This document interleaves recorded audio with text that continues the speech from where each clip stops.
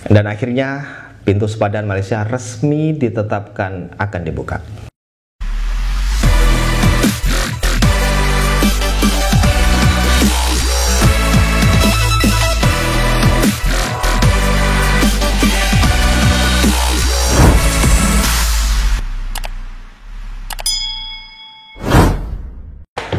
Halo genggo, assalamualaikum warahmatullahi wabarakatuh. Salam sejahtera untuk kita semuanya. Kembali lagi bersama channel Faru PMI, channel informasi TKI Buruh Migran Indonesia. Kabar ini banyak ditunggu untuk teman-teman calon pelancong yang akan masuk ke Malaysia, tentang dibukanya pintu sepadan Malaysia. Dikutip dari siaran media khas, pernyataan resmi yang amat berhormat Datuk Sri Ismail Sabri Yaakob bahwa penetapan pintu sepadan Malaysia akan dibuka mulai tanggal 1 April tahun 2022. Dengan dibukanya pintu sepadan ini, untuk pelancong yang akan masuk ke Malaysia cukup menggunakan paspor yang masih berlaku atau surat perjalanan yang sah ketika nanti akan masuk ke Malaysia. Setelah itu pelancong harus melakukan PCR test 2 hari sebelum keberangkatan ke Malaysia. Dan selanjutnya setelah tiba di Malaysia, pelancong hanya cukup melakukan RTK atau antigen test di klinik di Malaysia.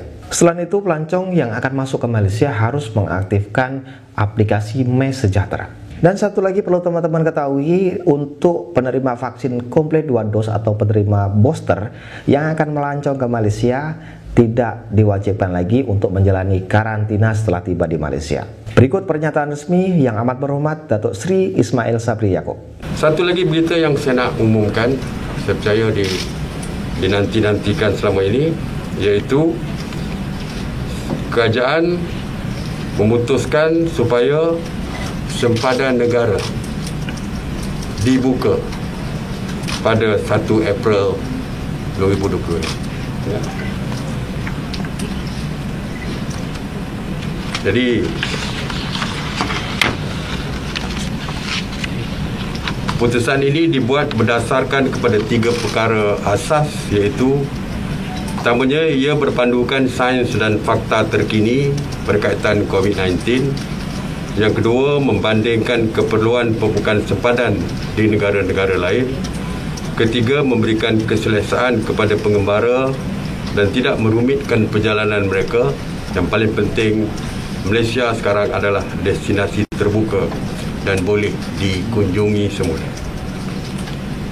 Dengan pembukaan semula sempadan negara ini, rakyat Malaysia yang mempunyai dokumen perjalanan yang sah kini boleh keluar masuk negara seperti biasa, serta dibenarkan untuk pergi ke mana-mana negara yang turut membuka pintu sempadannya kepada pengembara luar.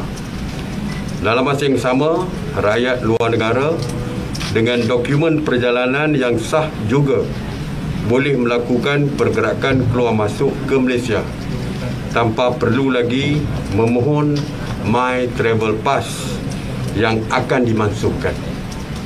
Sebaliknya, hanya perlu muat turun dan mengaktifkan aplikasi MySejahtera serta melengkapkan pre-departure from melalui fungsi Traveller dalam MySejahtera.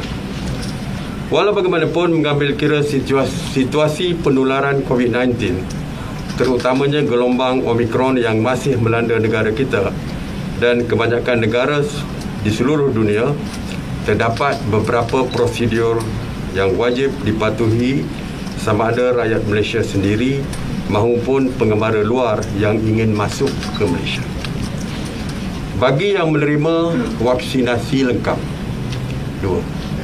dua dos vaksin, tiada keperluan untuk menjalani sebarang tempoh kuarantin dan hanya perlu melalui ujian pengesanan COVID-19 RT-PCR 2 hari sebelum berlepas serta ujian RTK antigen profesional dalam tempoh 24 jam selepas ketibaan. Bermakna bila sampai ke KLIA airport, mereka perlu membuat RTK antigen dalam masa 24 jam. Sama ada di airport ataupun di luar. Ya, di luar. Bukan mesti di airport. Ada pilihan. Tapi dalam masa 24 jam mesti ambil RTK antigen.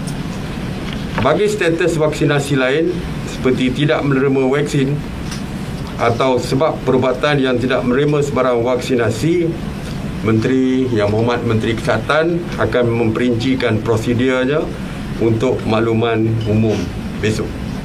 Ya. Kementerian yang berkaitan juga akan mengeluarkan senarai SOP pembukaan sempadan negara ini secara terperinci dalam waktu terdekat, terutamanya berhubung dengan prosedur di pintu masuk antarabangsa, darat dan juga laut. Demikian tadi geng kabar baik yang selama ini ditunggu-tunggu untuk calon pelancong yang sekarang ini akan masuk ke Malaysia disebabkan adanya pandemik COVID-19. Jadi pergerakan keluar masuk Malaysia dibatasi. Nah, gimana prosedurnya untuk kemasukan pelancong yang akan masuk mulai tanggal 1 April mendatang? Tetap stay tune di channel Faru PMI, follow juga Instagram atau fanspage-nya di sini Faru PMI untuk mengetahui informasi terbaru, terupdate seputar TKI, seputar buruh migran Indonesia. Tinggalkan like-nya, tekan tombol subscribe-nya, dan bunyikan notifikasinya kalau informasi ini membantu. Dan jangan lupa share ke sosial media teman-teman semuanya agar semuanya tahu informasi terupdate terbaru seputar TKI, seputar buruh migran Indonesia. Saya Faru PMI, mohon maaf kalau ada kekurangan. Sampai jumpa di info selanjutnya. Assalamualaikum, salam pejuang devisa.